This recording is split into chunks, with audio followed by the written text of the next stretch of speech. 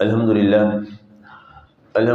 وحدہ والصلاة والسلام علی من لا نبی بعدہ اما بعد فاعوذ باللہ من الشیطان الرجیم بسم اللہ الرحمن الرحیم اہبطوا مصرا فإن لکم ما سألتم وضربت علیہم الذلۃ والمسکنہ وباءوا بغضب من اللہ ذلک بأنہم كانوا یکفرون بآیات اللہ ویقتلون النبیین بغیر الحق ذلک بما عصوا وكانوا يعتدون۔ اتر جاؤ شہر میں، تمہارے لیے وہی ہے جو تم نے مانگا ہے۔ یوں ان پر ذلت اور محتاجی مسلط کر دی گئی اور وہ لوٹے اللہ کے غضب کے ساتھ۔ یہ سب کچھ اس لیے ہوا کہ وہ اللہ کی آیتوں سے انکار کرتے اور نبیوں کو ناحق قتل کرتے۔ اس سے زیادہ وہ کیا نافرمان ہوتے اور وہ حد سے بڑھنے والے تھے۔ سامعین، آج ہماری سورہ البقرہ شریف کی مبارکہ نمبر 61 کا آخری حصہ، جس کا آدھا پہلا حصہ کل آپ نے سماعت کیا، اس کی تلاوت و ترجمہ کا شرف نصیب ہوا۔ رب ذوالجلال نے ارشاد فرمایا، جب انہوں نے رب ذوالجلال سے اس من و سلوہ کے بدلہ میں یہ ترکاریاں، سبزیاں، زمین سے اگنے والی تمام جو فصلیں تھیں، یہ سبزیاں تھیں، اس کی ڈیمانڈ کی اور اس کی تمنا کی، تو رب ذوالجلال نے فرمایا کہ تم نے اعلیٰ کے بدلے میں ادنا مانگا ہے اور تم نے بہت زیادتی کی۔ اللہ نے تمہارے لیے جو فیصلہ کیا تھا وہ بہت اچھا فیصلہ تھا۔ اب ارشاد ہوتا ہے کہ جب انہیں یہ بات سن لی تو اب جناب موسیٰ علیہ السلام نے اس بات پر شدید ناراضی کا اظہار کیا کہ ظاہر ہے ایک اللہ کے نبی سے، اللہ کے رسول سے اس بات کی دعا کروائی جا رہی ہے کہ جو اللہ تعالیٰ کی نعمت کے علاوہ اور اس کے برعکس اللہ کا نبی ظاہر اس کو کہاں پسند فرماتے ہیں۔ آپ نے ارشاد فرمایا کہ اللہ فرماتا ہے اہبطوا مصر فإن لکم ما سألتم، کہ یہاں سے نکل جاؤ تم شہر کی جانب اور اس شہر میں چلے جاؤ، وہاں تم نے جو مانگا ہے اب جاؤ وہاں محنت مزدوری کرو، وہاں پہ کھیتی باڑی کرو، وہاں پہ یہ سبزیاں اگاؤ، اور تمہارے لیے وہی کچھ ہے جو تم نے مانگا ہے۔ اور اب تم نے اعلیٰ کے بدلے میں جب ادنا کا فیصلہ کیا ہے تو اب اس کی سزا بھی تمہیں اللہ کی جانب سے بھگتنا پڑے گی۔ اب گویا ایک طرح سے یہ کفران نعمت تھا، اللہ کی دی ہوئی نعمت کا انکار تھا، اور کفران نعمت جو ہے وہ اللہ تعالیٰ کو شدید انداز میں ناپسند ہے۔ ناشکری جو ہے وہ اللہ تعالیٰ کو بہت ناپسند ہے۔ اب اس پر فرمایا کہ اب جاؤ، اور اب کیا ہوگا؟ ضربت علیہم الذلۃ والمسکنہ۔ اب جب وہاں شہر میں اترے، وہاں پہ یہ شہروں میں پھیل گئے، تو اب روایات میں لکھا ہے کہ جب یہ گئے تو من و سلوہ تو بند ہو گیا، اب کھانا ان کے لیے صبح شام آنے والا وہ بند کر دیا گیا، اور اب وہ زمینی کاشتکاری میں جب یہ لگ گئے تو وہاں سے فصل ظاہر ہے، اللہ تعالیٰ کی ذات نہ چاہے تو کیا انسان فصل اگا سکتا ہے؟ سوال ہی پیدا نہیں ہوتا۔ اللہ نہ چاہے تو کیا انسان اناج کھا سکتا ہے؟ سوال ہی پیدا نہیں ہوتا۔ گندم ہے، لہلہا رہی ہے، پک چکی ہے، اور اب کاٹنے کا لمحہ آیا، رات میں اولے پڑے اور بارش پڑی اور ساری کی ساری فصل ہی تباہ کر دی۔ باغات ہیں، اپنے عروج پہ تھا، اس کا بورا لگا ہوا ہے، اور اب اس کے آگے آم یا کوئی بھی جو بھی پھل ہے وہ تیار ہونے کو ہے، رات کو تیز آندھی چلی اور سارے کا سارا بورا ہی لے کے گرا دیا، پورا سال ضائع ہو گیا، ختم کر دیا۔ اور یہ ہم ہر سال دیکھتے بھی ہیں، اللہ کا نظام ہے، وہ جس جہاں جگہ چاہتا ہے وہ کر دیتا ہے ایسا۔ اب یہ ترکاریاں اگانے پہ لگے، لیکن ایسا ہوا کہ زمین نے وہ کام کرنا ہی چھوڑ دیا۔ روایات میں لکھا ہے کہ سبزی اگتی اور خود ہی خراب ہو جاتی۔ وہ اپنے فقرے تک پہنچتی نہیں تھی، جس کی بنیاد پہ کیا ہوا؟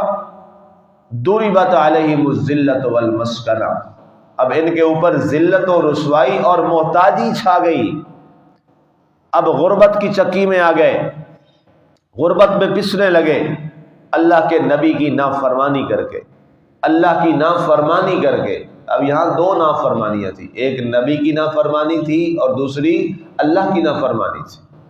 اللہ کا رسول، اللہ کا نبی انہیں بار بار منع کرتا رہا کہ یہ مت ایسی دعا کرو، ایسی تمنا مت کرو اور یہ چھوڑ دو، یہ اللہ کی بارگاہ میں کفران نعمت میں آئے گا۔ لیکن وہ ایک ایسی، یہ بنی اسرائیل، یہ یہودی قوم جو ہے، اس کی تاریخ شروع سے بہت بری ہے، بہت بری تاریخ ہے اس قوم کی، یہودیت کی۔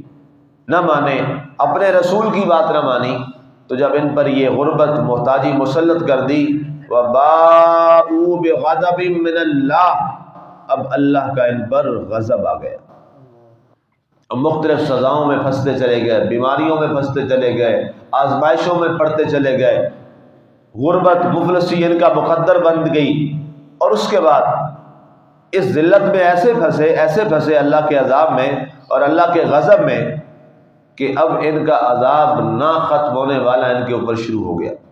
اور وہ عذاب سب سے بڑا کس وجہ سے تھا کہ اب یہ نافرمانی میں بڑھتے چلے گئے۔ ایک وقت آتا ہے، اللہ تعالیٰ اس وقت سے سب ان مسلمانوں کو محفوظ رکھے کہ اس کے دل سے ہدایت اللہ تعالیٰ چھین لیتا ہے اور وہ گمراہی اور دلالت میں بڑھتا چلا جاتا ہے، اور ہوتا یہ ہے کہ اس کو ہدایت کی بات بھی اس کو اپیل نہیں ہوتی، اچھی بات بھی اس کو اپیل نہیں ہوتی، اس میں سے بھی وہ غلط پہلو نکالتا ہے۔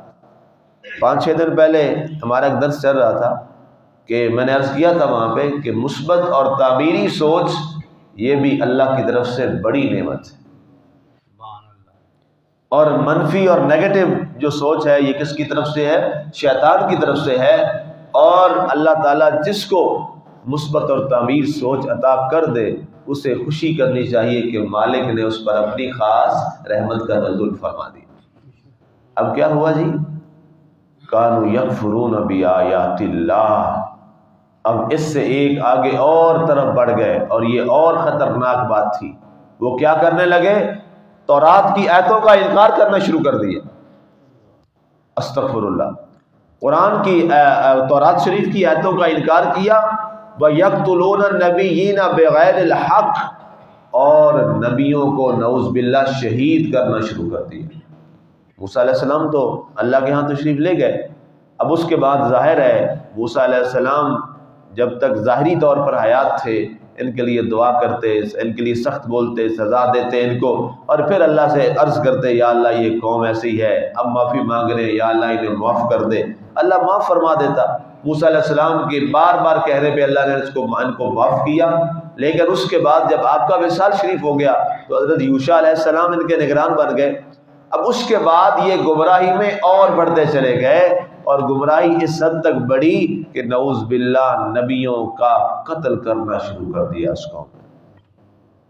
آج اب دیکھیں تو آپ کو اندازہ ہو جائے گا، اور یہ آیتوں کو سمجھنا آپ کے لیے بڑا آسان ہو جائے گا کہ ایک انسان کافر سے کافر آدمی جو ہے وہ بھی اگر معصوم بچوں کی بات آئے تو اس میں شرم و حیا آتی ہے، خواتین کی بات آئے تو وہ اتنا سنگ دل نہیں ہوتا کہ معصوم بچوں اور عورتوں کے ساتھ ایسا کرے۔ یہ ایسے ظالم لوگ ہیں، ایسے ظالم لوگ ہیں کہ انہوں نے معصوم اور شیرخوار بچوں تک کو نہیں چھوڑ۔ ویڈیوز آپ دیکھ رہے ہیں، 5-10 سیکنڈ کے بعد انسان میں ہمت نہیں رہتی، مجھ میں تو ہمت نہیں ہوتی کہ میں اس ویڈیو کو آگے مکمل دیکھ سکوں۔ یہ ایسی ظالم قوم ہے، ان کی تاریخ اتنی بدترین ہے شروع دن سے، پہلے دن سے، لیکن افسوس یہ ہے کہ مسلمان آج تک اپنے قرآن کو ہی نہیں سمجھ پائے۔ آج تک مسلمان کو یہ قرآن سمجھ ہی نہیں آ رہا کہ قرآن نے ان کی تاریخ کیا بتائی ہے۔ قوموں کی تاریخیں دنیا والے لوگ لکھتے ہیں، اس بدبخت قوم کی تاریخ تو اللہ نے قرآن میں ہمیں بتائی ہے کہ اس کی کتنی بدترین اور غلیظ ترین تاریخ ہے اس قوم کی، یہودی کی، یہ کتنے برے لوگ ہیں۔ لیکن اس کے باوجود وہ لوگ جو اپنے آپ کو بڑا قرآن سمجھنے والا کہتے ہیں، وہ ان سے تعلقات کے لیے ہاتھ بڑھانے کے لیے آگے بڑھ رہے ہیں، سرکاری سطح پہ بیان دے رہے ہیں کہ ہم ان کے ساتھ اچھے تعلقات چاہتے ہیں۔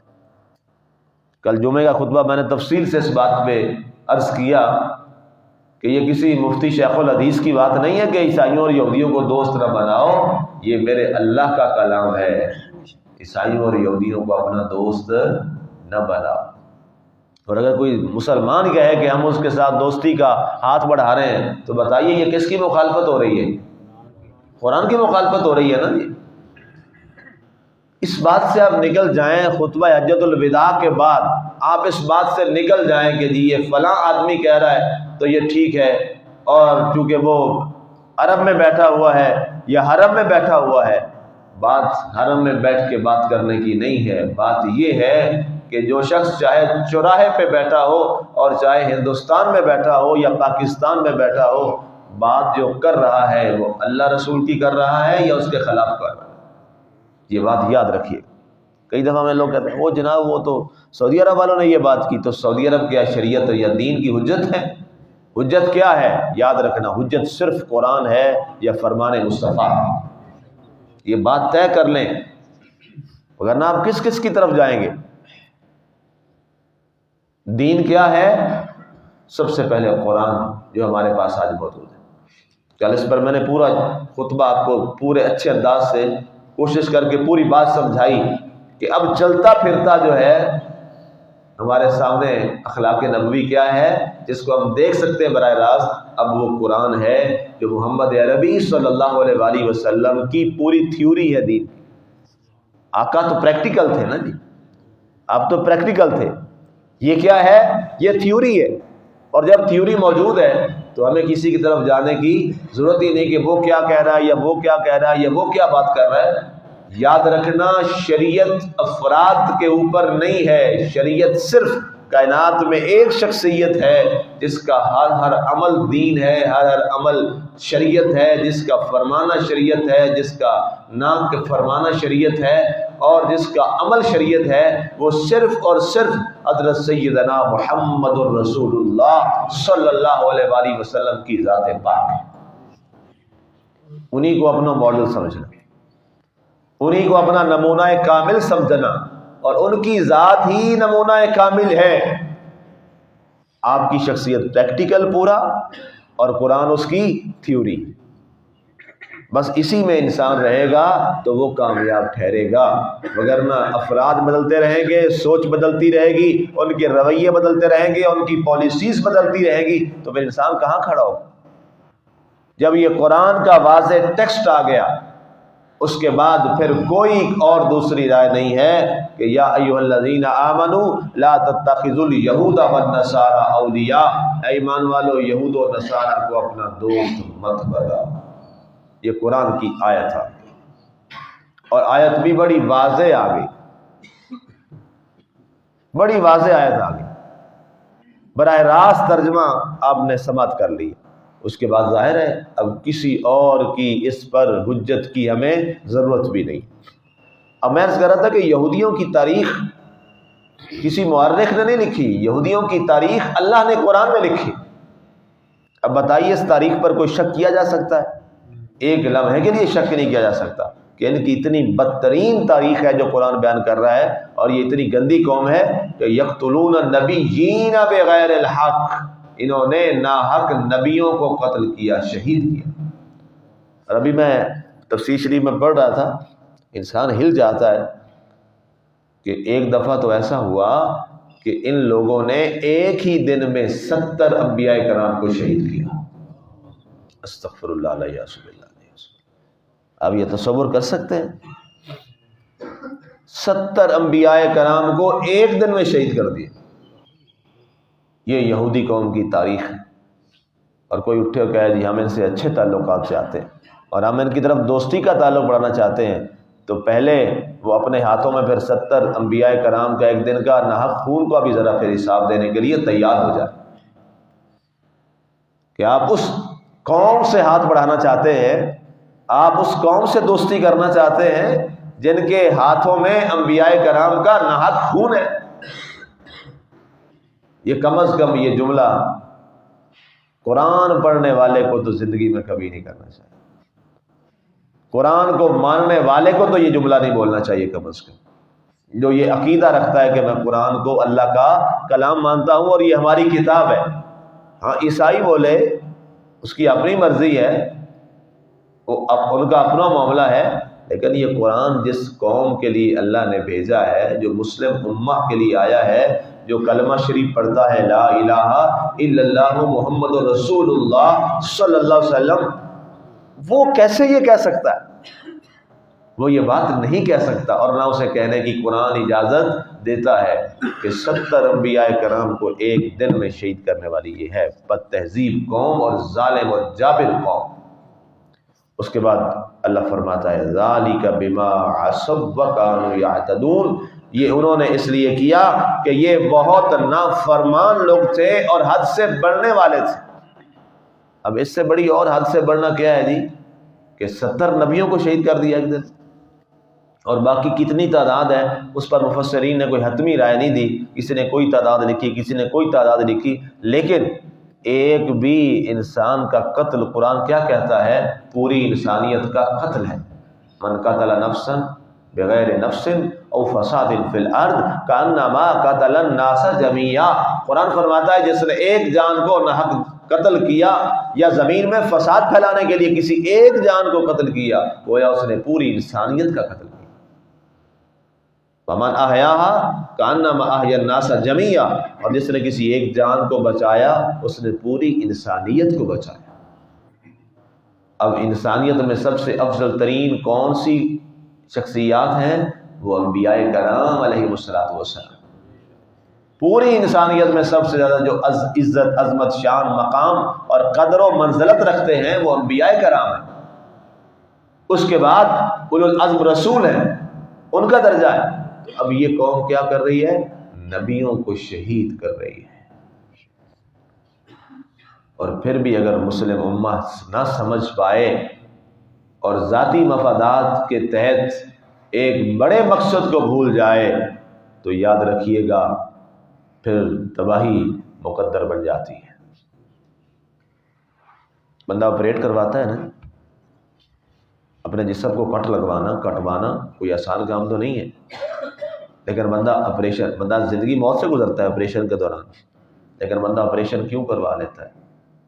بندے کے سامنے مقصد بڑا ہوتا ہے کہ یار یہ تکلیف ضرور ہے، لیکن اس تکلیف کے بعد ہم بڑی تکلیف سے بچ جائیں گے. ایسے ہی ہے نا. بس یہی بات ذرا انسان کو سمجھ لینی چاہیے کہ یہ فیصلے مشکل ضرور ہوتے ہیں، لیکن اس کے بعد آگے ان کے نتائج بہت بڑے ہوتے ہیں. جب حضرت سیدنا فاروق اعظم رضی اللہ تعالیٰ عنہ نے بیت المقدس کو فتح کیا تھا، آپ اگر کبھی تاریخ پڑھیں اتنے مشکل حالات تھے کہ کئی لوگوں نے کہا تھا جی ابھی وقت وہ اس لحاظ سے مناسب نہیں ہے، ہم بڑی مشکل کی طرف آپ فیصلہ کر رہے ہیں، اس کے لیے آپ کو بڑی قربانیوں سے گزرنا پڑے گا. آپ نے فرمایا مجھے معلوم ہے کہ مشکل ہے یہ کام بیت المقدس کو فتح کرنا اور میں خود جا رہا ہوں. بعد نے یہ بھی کہا خلیفہ صاحب آپ خود نہ جائیں، آپ اپنا نمائندہ مقرر کر دیں.